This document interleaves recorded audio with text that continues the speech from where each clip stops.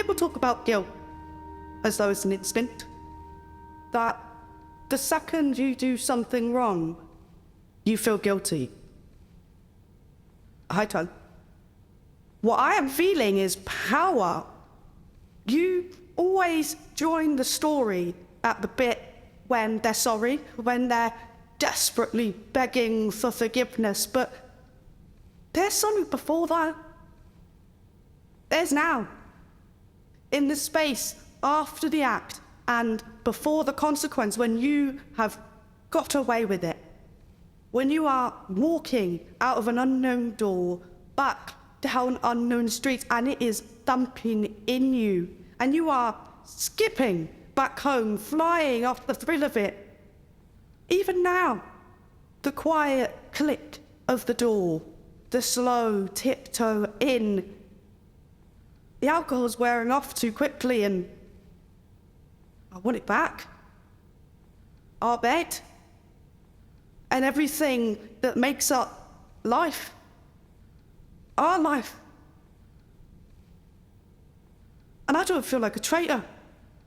I can lie here whilst another man's saliva dries off my lips, and I can remember another man's face bearing over me, and I enjoy it. I enjoy that it all seems new again.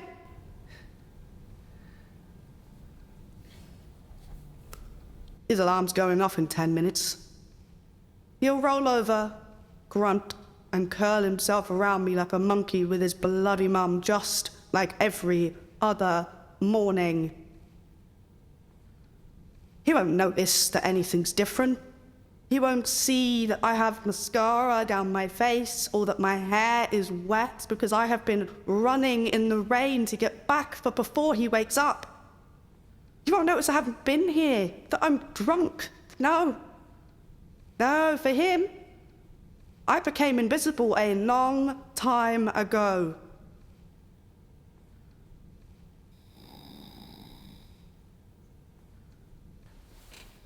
That's not even snoring, is it?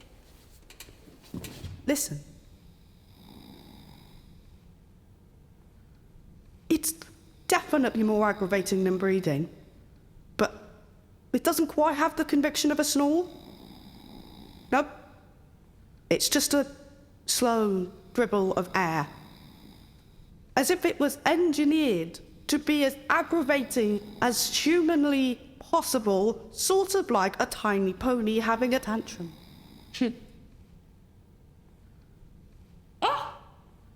Oh, that's nice, isn't it?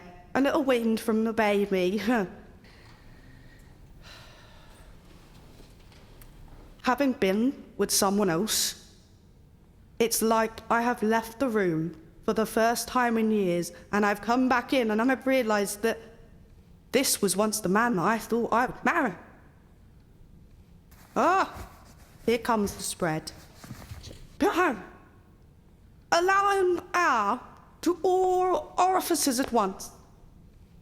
In vain hopes of ventilation, the male species spreads himself much like a starfish, leaving little to no room for the female species to coexist within the domestic habitat. It is as if she wasn't even there.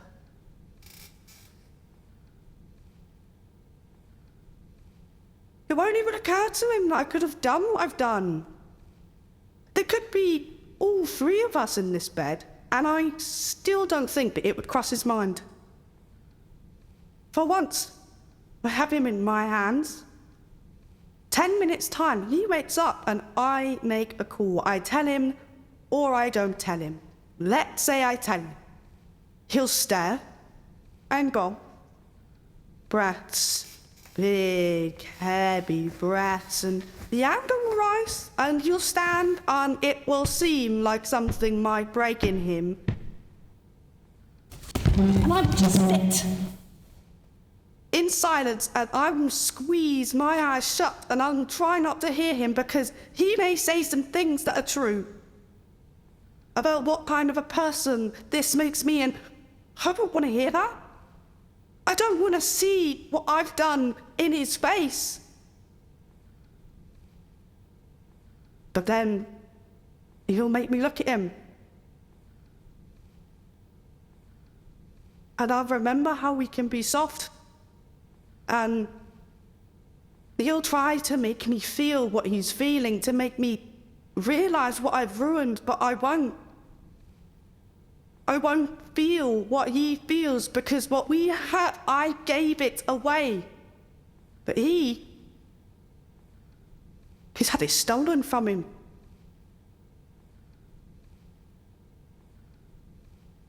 But really,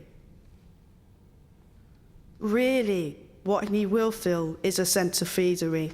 And everything that I thought was soft and feeling will have been his ego speaking. He'll want to know who the other man was, how big his dick was he better in bed than me? That baffles me as a question. I mean, it's bold, isn't it? That, was he better than me?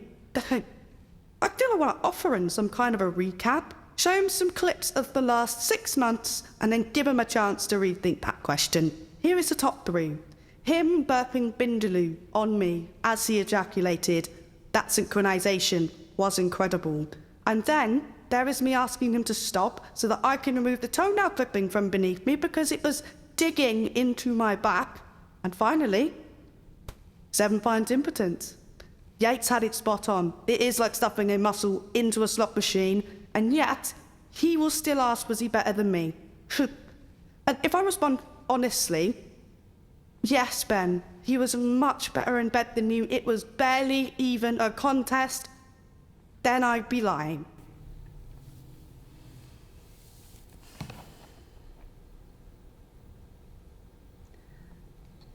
I've done the same. I've asked that same question. I do remember how it feels to be the unwitting victim, sleeping quietly and faithfully. And then it's just said, and then you're angry, or more desperate, to stop the moment that you accept your insignificance, the moment that you realize that you are not enough. And then the visuals. You see him with her, the room, her cheap knickers on the floor. She like to think they're cheap. They're probably not. They're probably more expensive, more see-through, and more size 8 than yours have ever been. And then you see his hands on her, his face in that moment that you are entirely forgotten. And you wonder whether during that hour, that if you even crossed his mind at all when you know you didn't.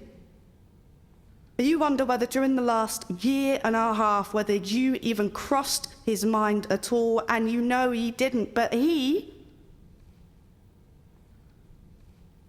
was never entirely forgotten. He was in every pan and gas, in every drink that got me drunk enough to make me see what it takes to make me visible.